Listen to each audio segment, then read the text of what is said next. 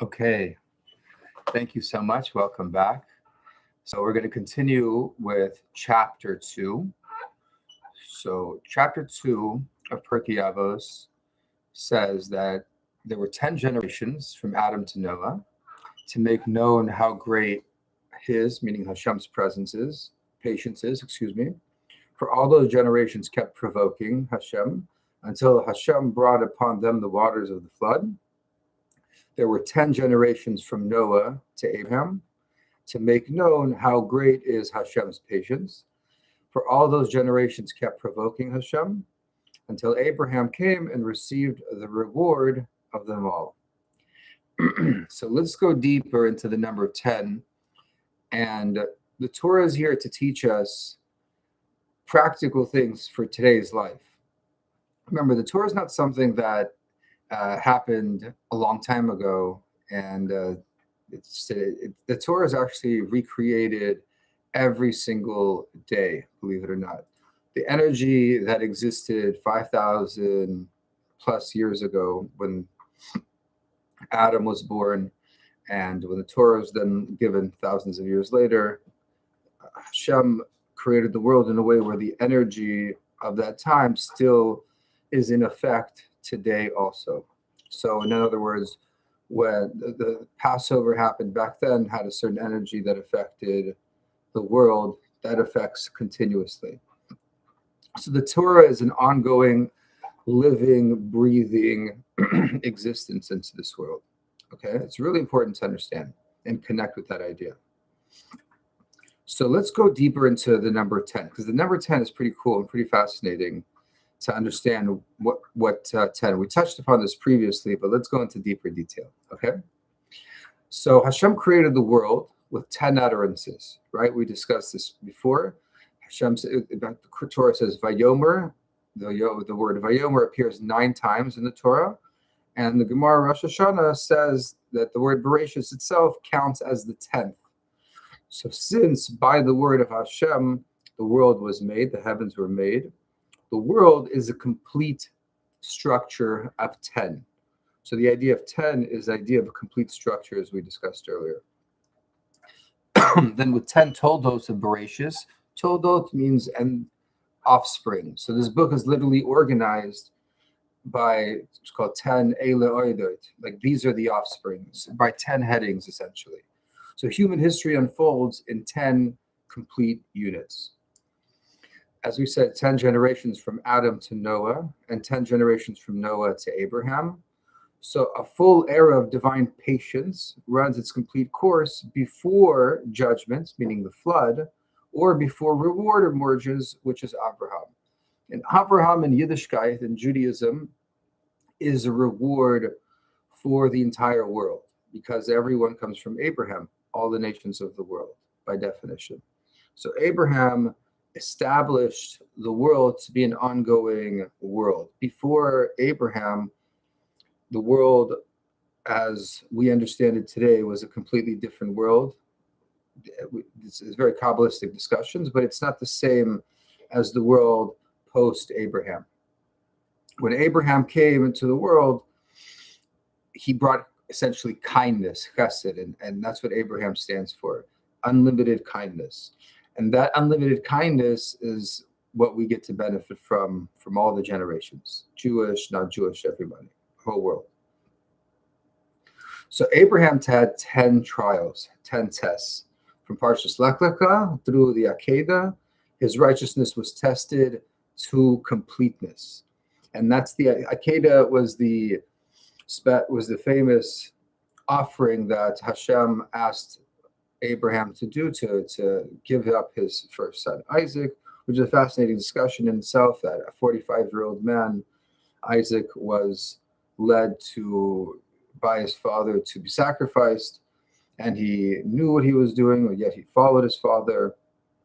And of course, we know the famous story where Hashem saved Isaac, and as a result of that, Isaac had a family, and eventually Yaakov was born, and those are our patriarchs. So Abraham, through overcoming his trials, his 10 tests, that completeness allowed the rest of the world to benefit from. And as Jews, we draw on our patriarchs tremendously. It's what separates us from everyone else, in that we have what's called skus avos, which is the merit of our ancestors, our fathers, Abraham, Isaac, and Jacob.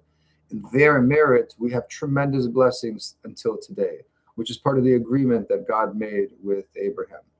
That's one of the reasons it says, anyone who blesses you, referring to the Jewish people, Hashem will bless, and anyone who curses you, Hashem will curse. So you can see it in the world today that anyone who tries to help the Jewish people benefits, and anyone who, God forbid, tries to hurt the Jewish people, it's the opposite.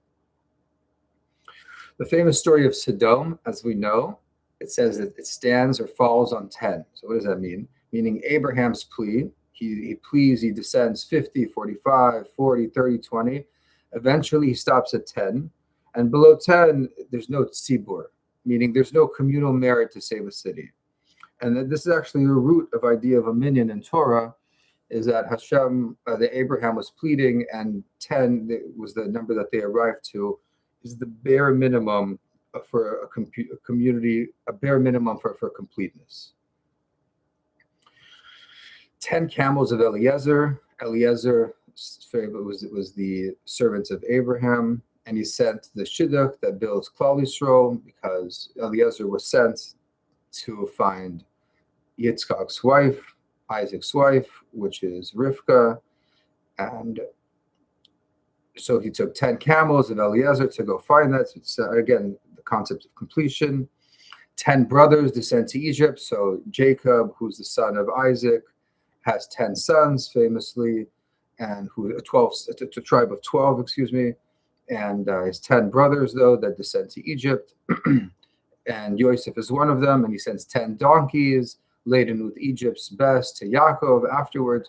So the entire story of Yaakov in Egypt with his 10 sons, with the 10 brothers, they go and they stand up to Yosef, who eventually reveals himself to the brothers that he's their brother, and then they bring Yaakov, the father, to Egypt on 10 donkeys. And so the idea of 10, again, is completion, showing completion in that story. Then we have 10 makos, 10 makot, which are the 10 plagues, the famous 10 plagues. And Egypt in itself is a complete world of impurity, and it's dismantled measure by measure until nothing stands. So 10 or more at the sea per, we'll get to Perki Avot in the future. And so the idea of 10 makos, 10 plagues, also shows on the destruction of a complete world, and that Hashem, when Hashem destroys something, there's a completeness in 10 also. Ultimately, also another example is the Korban Pesach, the very famous Korban Pesach that we all look forward to with Hashem's help when Mashiach comes. That was taken on the 10th of Nisan. The Asteris Adibros, the 10 utterances, the 10 commandments, excuse me, not the utterances, the 10 commandments, the entire covenant compressed into 10 commandments, essentially. And this is where Chazal and the Kabbalists parallel the 10 utterances we discussed earlier of creation. The world was created with 10, and then it's sustained through the 10 of Mount Sinai.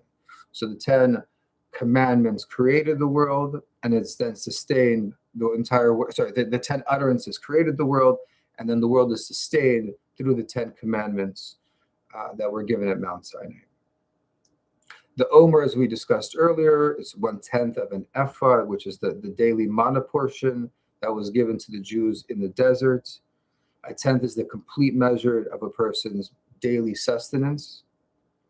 The Mishkan itself, which is the hut which the Jews were in when they had to travel around, when they left Egypt on their way to the Promised Land, it bore its 10 amos tall.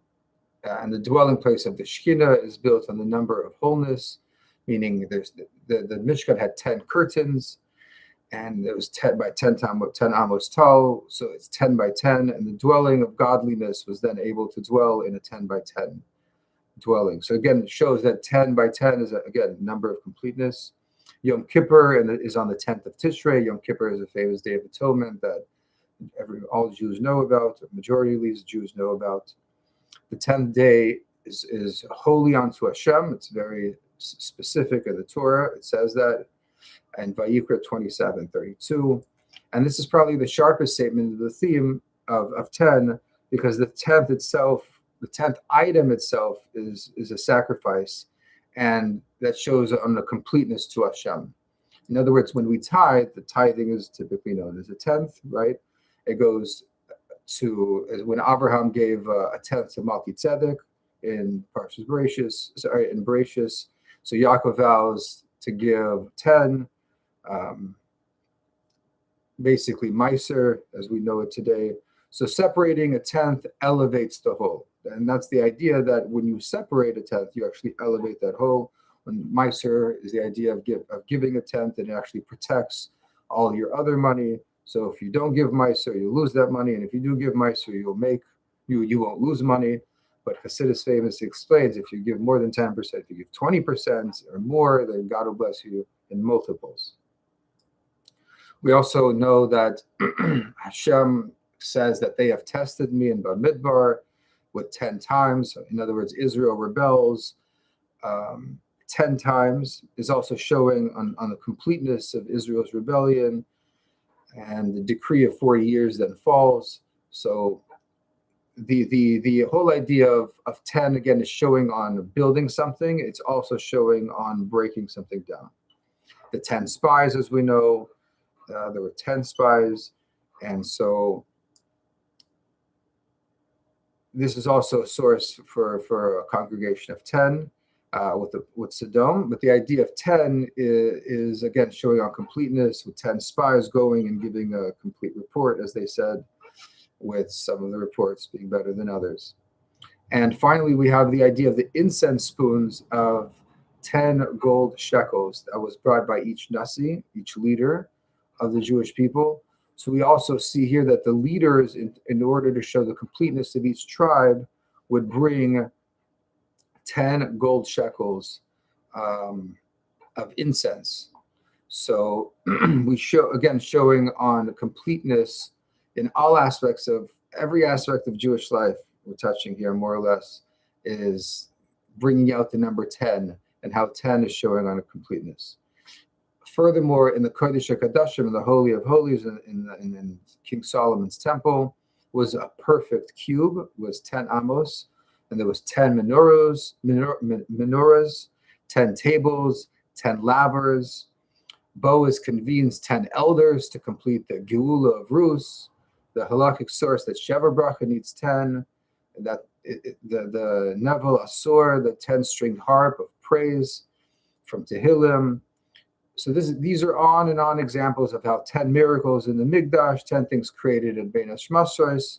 The Mechilta, which is a commentary, accounts 10 songs from Egypt, to the Shira Chadasha of the future, to the future song that will be revealed when Mashiach comes.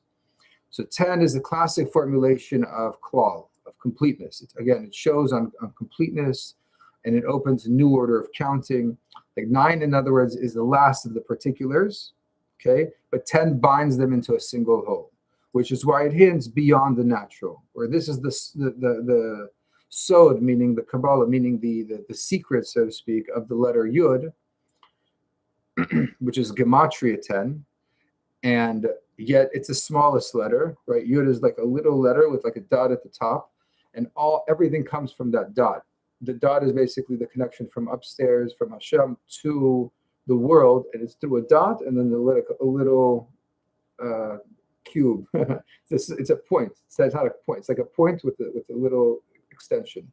But basically, it comes from the top, and then from the point, and then there's a little at the bottom to go into the world. So it shows that dot basically takes from the top, goes into the middle, and brings down to the world, and connects into the next levels of the world, and then draws down into the world. So again, we're showing how the beginning of everything is 10. Shem, the holy name of Hashem, known as the Shem Havaya, which forms basically all the structures of all the permutations of the world, including the fundamentals, as we discussed earlier, the 10 sefirot, the energies which the world was created with. So we see here on a completeness and a series of, from utterances to plagues to trials to generations, the minimum complete community, minyan, is 10, right? The sanctification of the whole through the 10th part, when we give a tithe, the whole becomes sanctified through the 10th. Okay, the 10th of Tishrei is the day of judgment. The 10th of Nisan is the day of full measure of blessing comes. So we see here again that 10 is the full measure of divine patience or judgment, 10 generations, 10 tests, 10 plagues. 10 is Hashem's way, to summarize, to make known how great his patience is. And again, after Abraham came and God went through all the tests and was successful with those tests, the reward that came to Abraham for doing that and for all the future generations to come.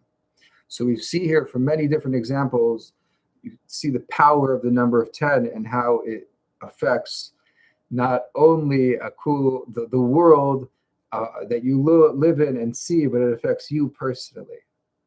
So I hope you enjoy this. We'll see you at the next one. Thank you.